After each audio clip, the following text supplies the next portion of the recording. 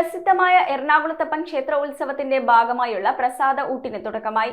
ക്ഷേത്രമുറ്റത്തെ അന്നദാനപുരയിൽ നടന്ന ചടങ്ങിൽ മലയാള സിനിമയുടെ പ്രിയതാരം മമ്മൂട്ടി ആദ്യ പന്തിയിൽ ഭക്ഷണം വിളമ്പി പ്രസാദ ഊട്ട് ഉദ്ഘാടനം ചെയ്തു.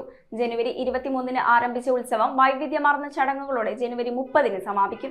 ജനുവരി 23-ന് ആരംഭിച്ച പ്രസിദ്ധമായ എറണാകുളത്തപ്പൻ ക്ഷേത്രത്തിലെ ഉത്സവത്തിന്റെ ഭാഗമായുള്ള പ്രസാദ ഊട്ടിന് തുടക്കമായി. ക്ഷേത്രമുറ്റത്തെ അന്നദാനപുരയിൽ നടന്ന ചടങ്ങിൽ മലയാളത്തിന്റെ പ്രിയതാരം മമ്മൂട്ടി ഭദ്രദീപം കൊളുത്തി മംഗളകർമ്മത്തിന് തുടക്കം കുറിച്ചു. തുടർന്ന് മഹാനടൻ ആദ്യ പന്തലിൽ ഭക്ഷണം വിളമ്പി ഉദ്ഘാടനം നിർവഹിച്ചപ്പോൾ അത് മനുഷ്യ സ്നേഹത്തിന്റെയും മതമൈത്രിയുടെയും സന്ദേശം പങ്കുവയ്ക്കൽ കൂടിയായി. രാജ്യം പത്മഭൂഷൺ നൽകി ആദരിച്ച ശേഷം ആദ്യമായി ചടങ്ങിനെത്തിയ മമ്മൂട്ടിയെ ക്ഷേത്രം ഭാരവാഹികൾ പൊന്നാടയണിയിച്ച് ആദരിച്ചു. കേരളത്തിലെ മുഴുവൻ ജനങ്ങൾക്കും മതമൈത്രിയുടെ വലിയ സന്ദേശമാണ് ചടങ്ങ് നൽകുന്നതെന്ന് അദ്ദേഹം പറഞ്ഞു. പത്മഭൂഷൺ പുരസ്കാരം ലഭിച്ച ശേഷം പങ്കെടുക്കുന്ന ആദ്യ ചടങ്ങായതിനുള്ള സന്തോഷവും അദ്ദേഹം പങ്കുവച്ചു.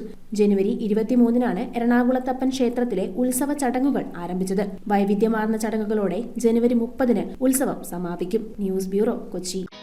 സെവൻസ് ഗോൾഡൻ ഡയമണ്ട്സ് ഇപ്പൊ പള്ളൂർത്തിയിലും വരാണ്. ഇനോഗ്രേഷന്റെ ഭാഗമായിട്ട് വരുന്നവരിൽ നിന്ന് ഒരാൾക്ക് 1 ലക്ഷം രൂപ സമ്മാനമായിട്ട് നൽകും. പിന്നെ ജാനുവരി 11 മുതൽ ഫെബ്രുവരി 11 വരെ പർച്ചേസ് ചെയ്യുന്നതിൽ നിന്ന് 11 ഭാഗ്യശാലികൾക്ക് ഫ്രീ ഗോൾഡ് കോയിൻ. ജാനുവരി 11 ഞായറാഴ്ച 11 മണിക്കാണ്. അപ്പം സി യു ഓൾ ദേർ.